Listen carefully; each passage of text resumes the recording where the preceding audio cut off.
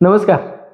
आज M R न्यूजच्या माध्यमातून आपल्या सर्वांचं स्वागत. गगनबावडा तालुक्यातील तिसंगी जिल्हा परिषद मतदारसंघाचा आम्ही आज लेखाजोखा आपल्या समोर मांडत असताना आज हा जिल्हा परिषद मतदारसंघ गगनबावडामध्ये एका तालुक्यामध्ये 2 जिल्हा परिषद मतदारसंघ आहेत. प्रामुख्यानं आसट जिल्हा परिषद मतदारसंघ आणि तिसंगी जिल्हा परिषद मतदारसंघ.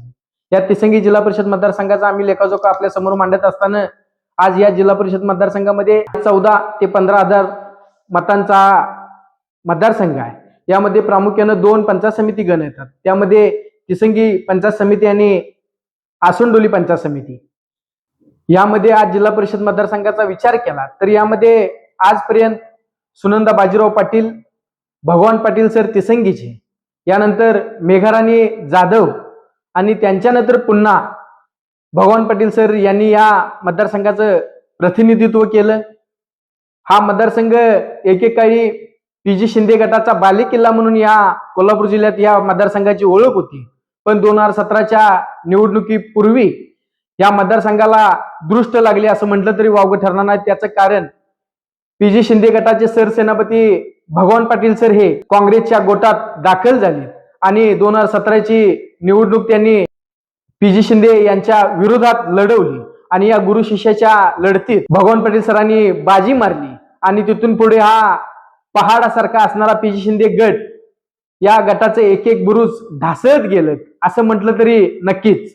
त्याचं कारण या मतदारसंघामध्ये प्रामुख्यानं विलास पाटील कोदेकर, बाळासाहेब कांबळे तळेकर, चंद्रकांत पडवळ हे अशा अनेक मातबर निष्ठावंत पी.जी. गटाचे शिलेदार हे एक एक बंटी पाटील काँग्रेस गटात दाखल झाले आणि तिथून पुढं हा पहाडासारखा असणारा पी.जी. शिंदे गट त्यामध्ये एक एक बुरुज ढासळत गेला.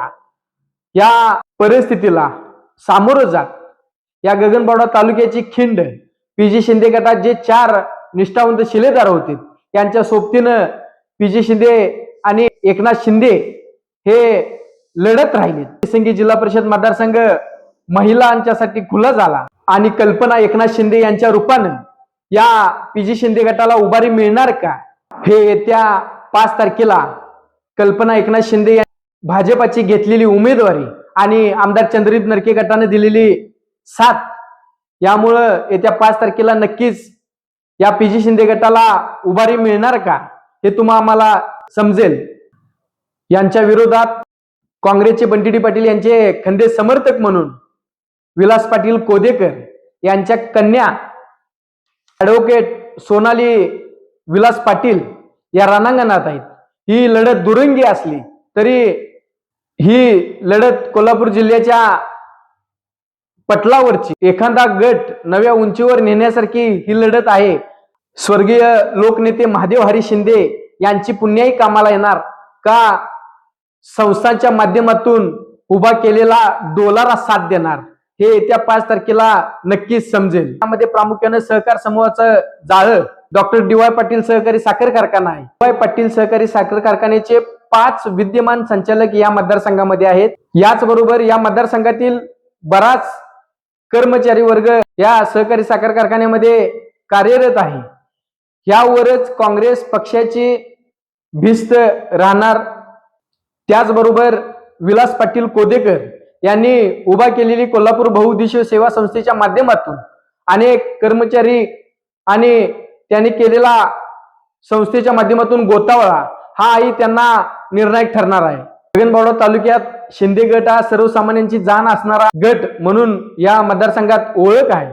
याबरोबर शिंदे गटांची असणारी सेवा संस्था, विकास सोसायट्या, शिक्षण संस्था या माध्यमातून असलेलं त्यांचं जाळं आणि त्यांनी आजच्या परिस्थितीला हातात घेतलेलं कमळ आणि त्याचबरोबर आजचे विद्यमान आमदार चंद्रजित नरके यांची त्यांना लाभलेली साथ ह्यावरच त्यांचा आजचा प्रवास सुकर दिसतोय असं प्रामुख्याने दिसतंय.